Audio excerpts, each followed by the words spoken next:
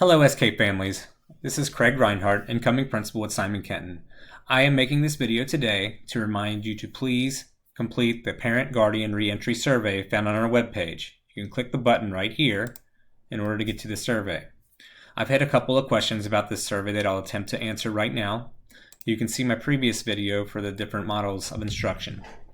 When you fill this survey out, all you're going to need to do is type your name here, put your student's first name and last name, and an email or a phone number if we have to follow up with anything. You're going to choose Simon Kenton from here, and if your student is going to Ignite or the NKU Young Scholars Academy this year, I don't need you to fill out the survey. You're already accounted for.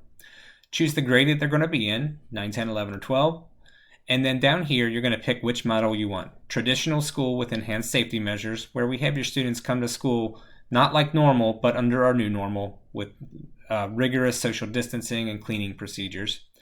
The synchronous model, where they're working from home but with a live teacher, live tech-enabled teacher, and they can see them. Or the virtual learning school, or the Kenton County Virtual School, where everything is done on Edgenuity.